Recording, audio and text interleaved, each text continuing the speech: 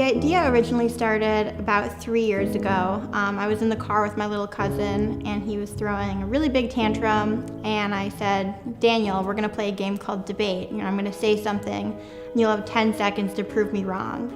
And we played Debate for over an hour. His big sister joined in, and I started thinking that if you could find a way to de-emphasize the competitive nature of debate, you could expand it to a much broader base of kids. When you're a young kid, you want to put yourself out there. You want to, argue back. You want to voice your opinion, but you don't always get the opportunity. And then by the time, social pressures come in, you're less likely to put yourself out there. So by getting students comfortable with public speaking earlier, and by getting them to think about how to be empathetic and to disagree with someone without being disagreeable, starting that early is something that I think is really cool and something that I love about Debated Forward. They're really, really supportive.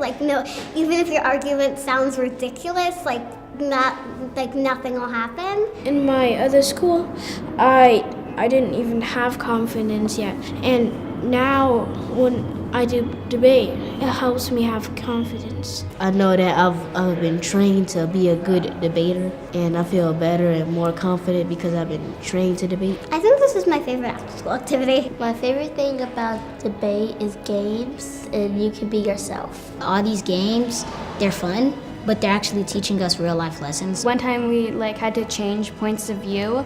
That was kind of really helpful to learn about different people and how they see things. The ability to listen to another point of view and to be able to respond in a way that's rational and not so much based on emotion, and be able to sort of shake hands and say, we can still find some areas of agreement, and that our differences aren't going to break this relationship. My daughter is 9 years old and she's in 3rd grade. One day she came into the room and she was extremely upset at her sister. And so she was able to outline the entire argument and give her point of view, what her sister said.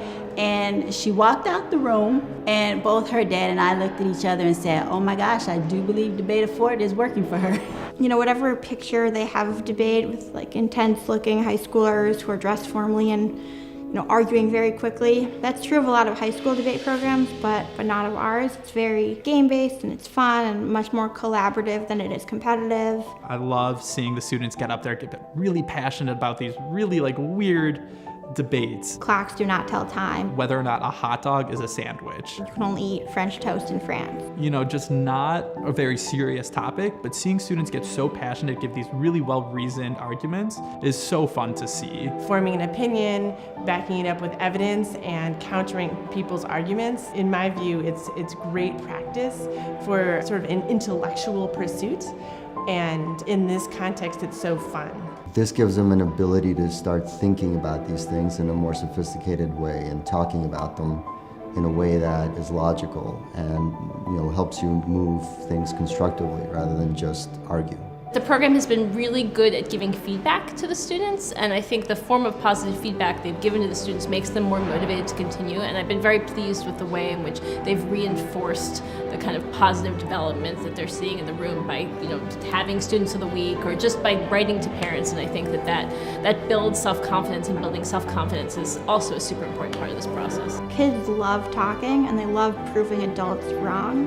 And if you give them a space to do that where they can actually practice those skills, they get more comfortable doing it. We try to, help kids really own their voice so that when they get to high school, they're not afraid to raise their hand in class and they're not afraid to advocate for themselves. We had a tournament between 2 schools, and one of them is a very high income school and one is a very low income school.